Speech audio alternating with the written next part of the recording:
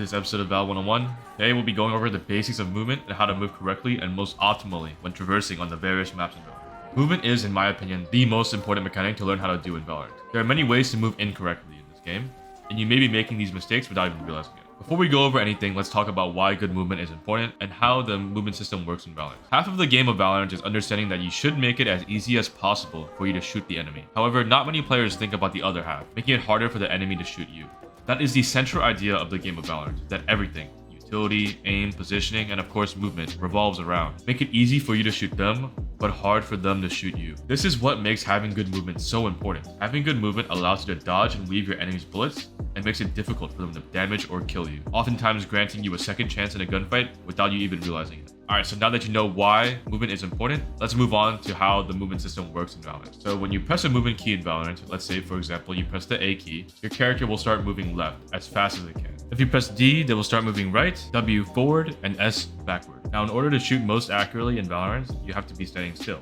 Or you can trick the game into thinking you are standing still for a split second. How can you do that, you may ask? By counterstrafing. So what is counterstrafing? Well, let's break down the word. The definition of counter is in the opposite direction or in conflict with. But what is strafing? Strafing in Valorant is the act of moving left or right. Therefore, counterstrafing means moving the opposite of left or right, whichever direction you are moving toward at that time. So let's say, for example, you press A to move left. Now, if you keep your finger on the A key and then press the D key simultaneously, you will come to realize that your character has come to a full stop. Remember what I said happens when your character is standing still? Right, they can shoot most accurately. So if you were to shoot while simultaneously pressing the A and D key, you will see that your bullets will go straight into the middle of your crosshair. This is the core reason why counterstrafing is so effective. However, this still isn't counterstrafing.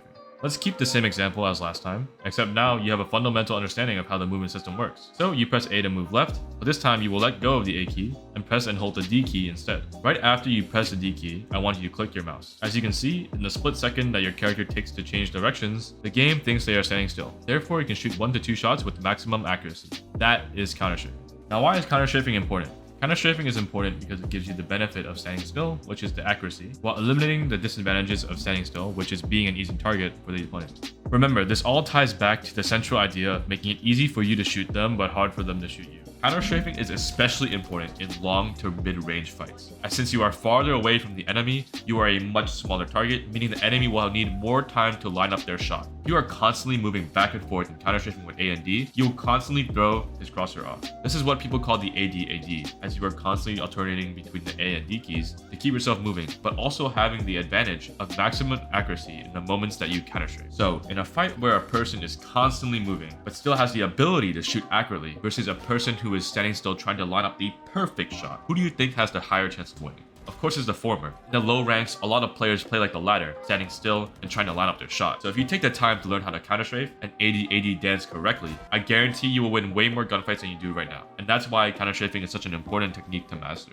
A great way to practice counterstrafing and AD-AD dancing is in the range. Here you can get down the muscle memory and timing for counterstrafing by shooting bots, and practice AD-AD dancing by shooting at the wall. If you are having trouble AD-AD dancing and shooting correctly, try using longer strafes between each shot, and slowly decrease the length of each strafe as you get better, like so.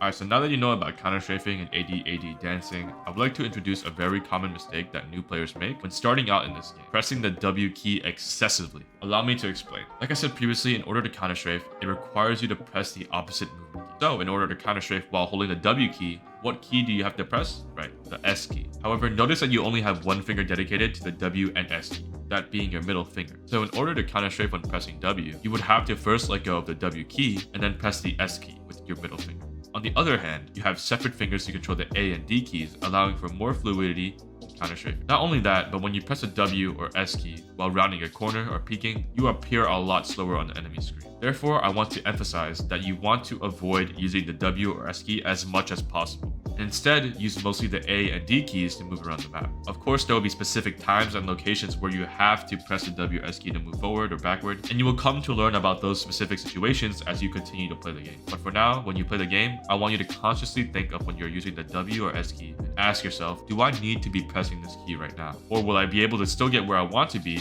while pressing the A or D key? Alright, let's move on now to the last topic for this video: jump spotting. Jump spotting is a way for you to gain information on a part of the map while exposing yourself as briefly as possible. You can see why this is very useful. If you ever played CSGO, it is equivalent to jiggle peeking, and you know how useful that is. However, you can't jiggle peek in this game, unfortunately, simply because of how movement works in Valorant. So players came up with jump spotting instead. To perform a jump spot, you are going to first need to find a corner of a wall or box in which you want to jump spot from. Then position yourself at a 45-degree angle from the edge of that wall. Next, run up with your W key, and before you go past the edge of the wall, you will need to do one of two things. If you are looking toward the right while jump spotting, you are going to need to press the A key and then the S key consecutively after jumping. If you are looking left while jump peeking, you are going to have to press the D and S keys consecutively. So for example, if you want to jump spot C long from backside on Haven, go behind the corner of this box, press W, jump, then press A, and then S. It may take you some time to get this movement mechanic down, but trust me, it is oh so worth it. Jump spotting is especially important for my controller or initiator players out there, since you want to get as much value out of your utility as possible, and don't want to waste it smoking off a choke